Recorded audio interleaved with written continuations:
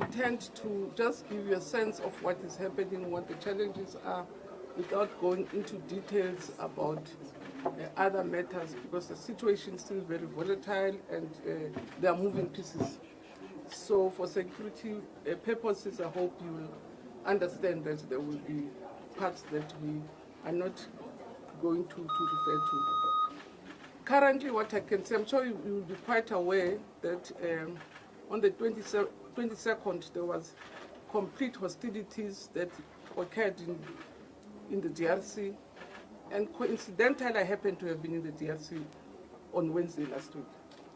So I was in Kinshasa, and then we heard that when we were in Kinshasa, that's when we got information that there were attacks that happened at Sagi.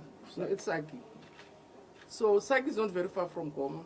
So then we flew to Goma, where we met the leadership of Summit DRC to get a full explanation as to what was happening, what were the issues, and what were the challenges.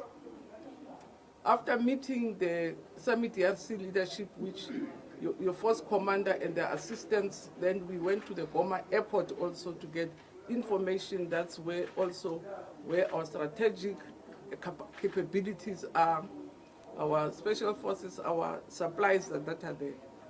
But we also had an opportunity to visit all the injured soldiers who were in Goma at the Summit DRC facility, but some of them were at the United Nations facility.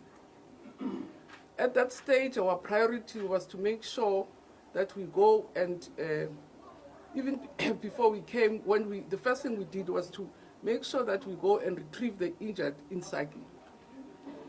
With the UN, with the support of the UN, we flew in and removed all the deceased and the injured, and they were taken to Goma. That's why I said I had the opportunity to meet all the injured in Goma. And that's when we lost the 11.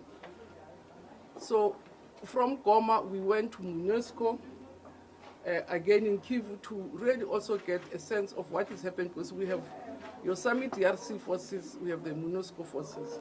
The MONUSCO will be the forces that are led by the United Nations, and the Summit DRC are led by SADC. We also got an update and we left from there. So, soon, yeah, maybe, yeah, as I said, the idea really was to come and speak to the media.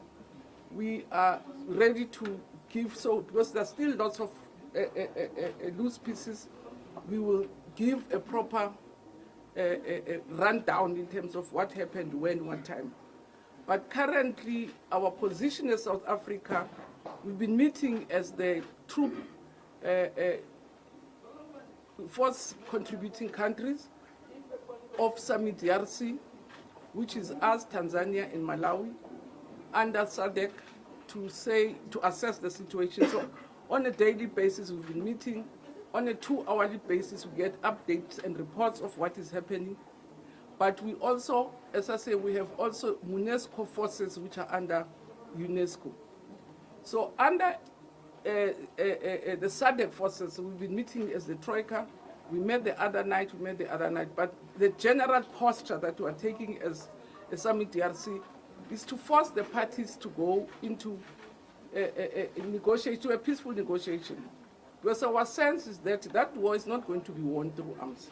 It can be only won if people sit down and negotiate. So we have called for a ceasefire. I can assure South Africans that our camps have not been attacked for the past 48 hours because, unfortunately for us, when we're at Goma, your DRC forces were fighting Rwandan forces over our heads. That's where we lost the 3 people. So we had to quickly communicate with M23 to say, we're not part of the battle, so don't fight over our heads. And indeed, that's why then we agreed with them that we'll host a white flag to say, we're not part of the battle, we don't want to be dragged into it.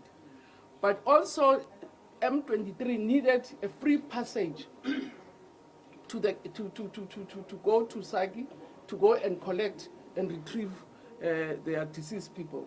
So then we agreed on a ceasefire whereby they will get a free trade, a free passage. We will not fire at their movement, because if they move, we are not sure which direction. So there was a clear ceasefire.